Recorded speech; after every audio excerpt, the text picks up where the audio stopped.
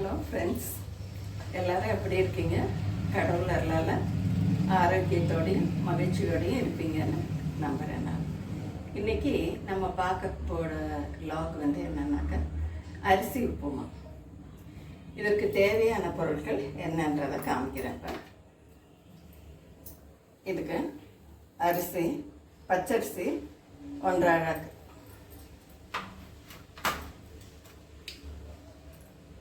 துவரம்பருப்பு 1 கப், கடலைப்பருப்பு 1/4 கப், மிளகு 2 டீஸ்பூன், ஜீரகம் 2 டீஸ்பூன், கொஞ்சம் பெருங்காயம் சேர்த்துக்கலாம். இது எல்லாத்தையும் இந்த 5 பொருட்களையும் நம்ம மிஷினில் போட்டு அரைச்சி ட்ரையாக குருணை பதத்தில் அரைச்சி கொண்டு வரணும். இல்லைன்னா மிக்சியில் வேணாலும் போட்டுக்கலாம். நம்ம அந்த மாதிரி குருணை பதத்தில் வந்தது குருணை, அரிசி உப்புமா குருணை இந்த மாதிரி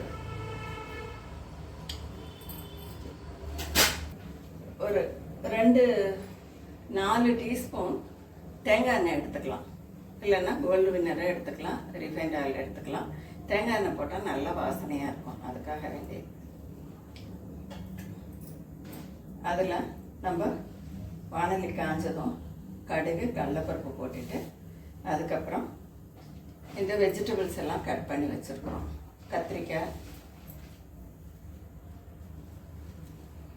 கத்திரிக்காய், குடமிளகா,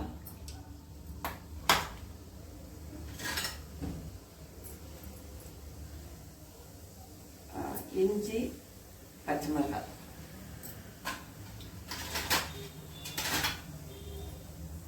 கொத்தமல்லி, கருவேப்பிலை, இதெல்லாம் எண்ணெயில் வதக்கி எடுத்துக்கணும். இப்போ ஃபஸ்ட்டு நம்ம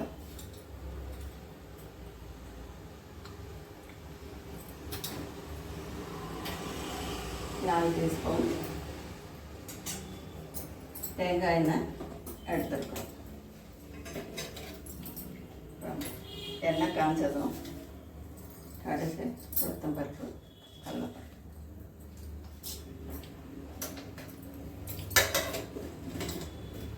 எண்ணெய் காஞ்ச வரையும் வெயிட் பண்ணிவிட்டு அடுத்தது இதெல்லாம் போடணும். நம்ம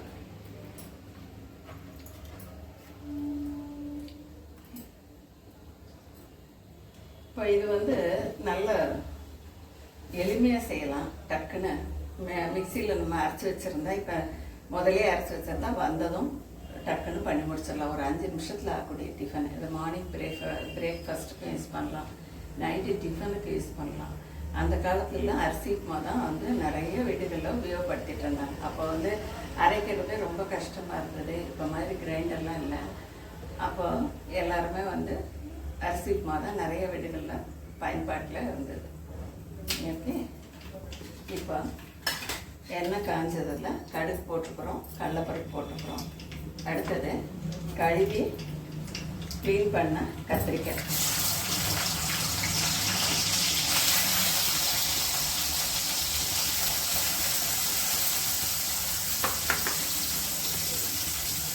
அடுத்தது குடமிளகாய்,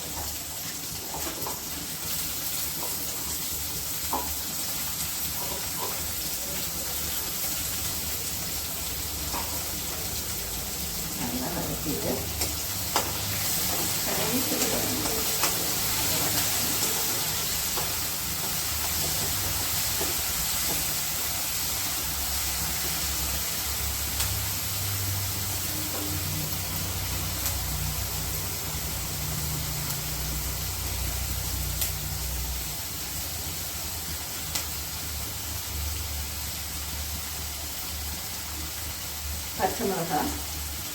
பச்சை மிளகாய், இஞ்சி,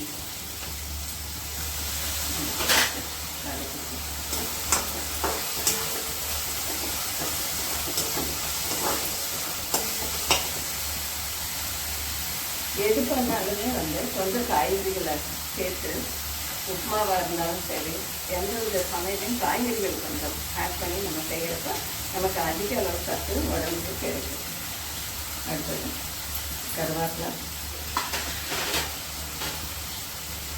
கொத்தமல்லி, கழுவி சுத்தம் பண்ண கொத்தமல்லி,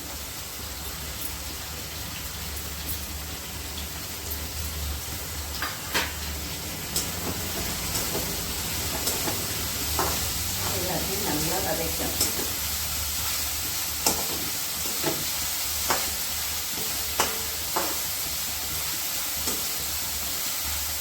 நான் 1.5 டம்ளர் குருணை எடுத்து வச்சுருக்கேன். அரிசி குருணை, உப்புமா குருணை எடுத்து வச்சுருக்கேன். இதுக்கு 1.5 டம்ளருக்கு ஒரு 3 டம்ளர் தண்ணி ஊற்றணும். அப்போ தான் அது நல்லா வெந்து கிடைக்கும்.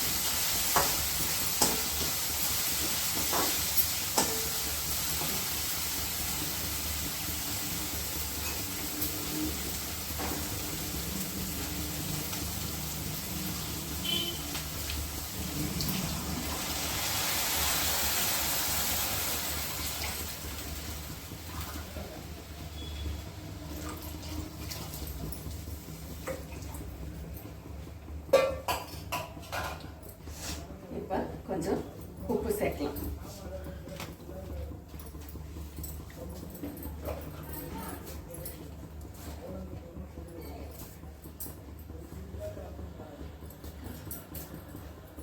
கல்லுப்பு தான் நான் பெரும்பாலும் உபயோகப்பட்டது.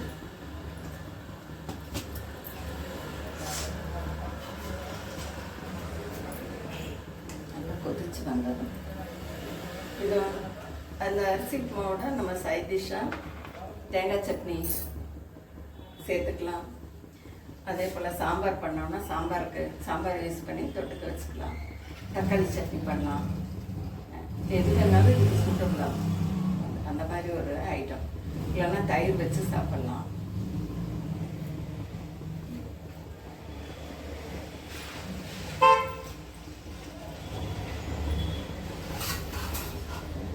நல்லா கொதிச்சு வரணும். தண்ணி ஊற்றிருக்கோம் இல்லையா, நல்லா கொதிக்க வந்தோம்னா இதை கொட்டி கலரணும்.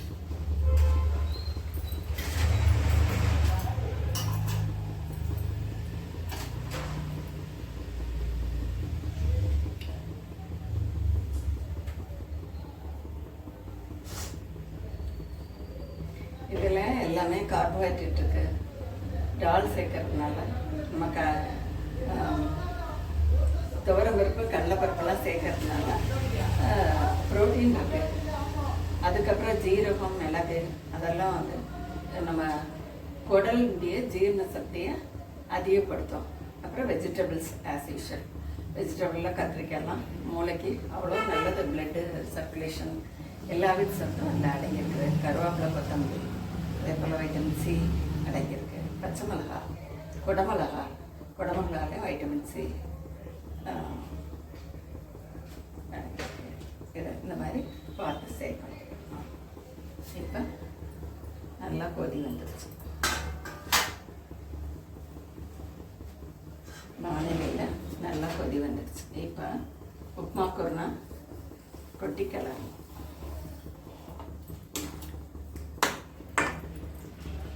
கட்டி இல்லாமல் கிளறி எடுக்கணும்.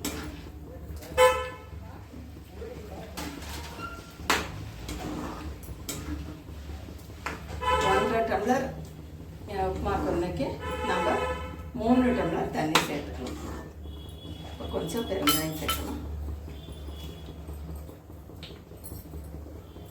அப்புறம் வாசனை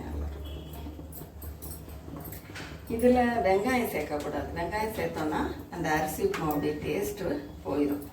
அதுக்காக வேண்டி இது வெங்காயம் இல்லாமல் செஞ்சோம்னா நல்லாயிருக்கும்.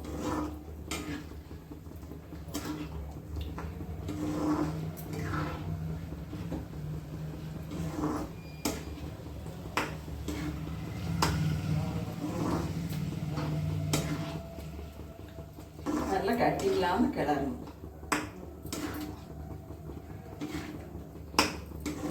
கிளறினா நல்லா வரும்.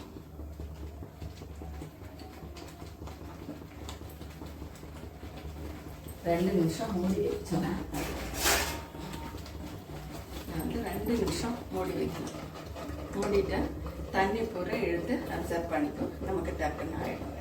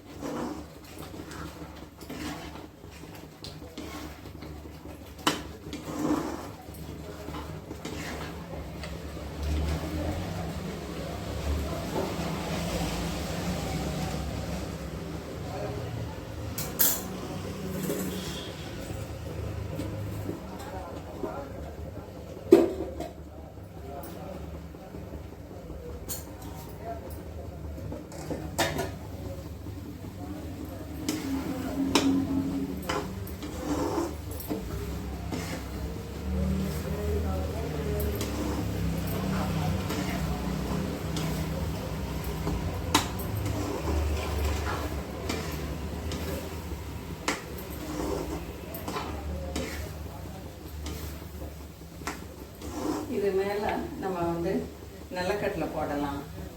அப்புறம் வந்து பச்சை நிலக்கடலை அதிலே போட்டு செய்யலாம். அடுத்தது மொச்சை.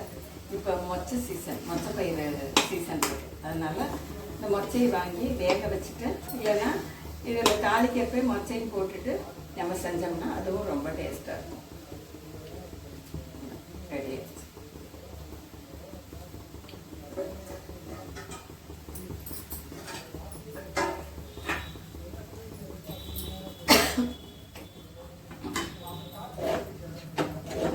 சர்விங் பவுலில் மாற்றிடலாம்.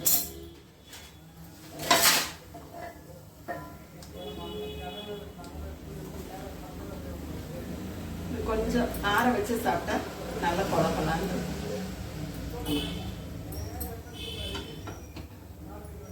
கொஞ்சம் ஆற வச்சு சாப்பிட்டோம்.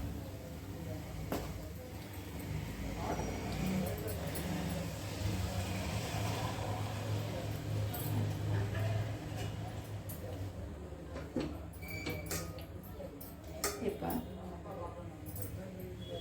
சூடான சுவையான அரிசி உப்புமா இப்போ ரெடி ஆயிடுச்சு.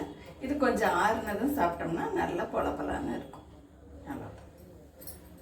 இந்த வ்ளாக் பிடிச்சிருந்தா சப்ஸ்கிரைப் பண்ணுங்கள், லைக் பண்ணுங்கள், ஷேர் பண்ணுங்கள். தேங்க்ஸ் ஃபார் வாட்சிங். தேங்க்யூ.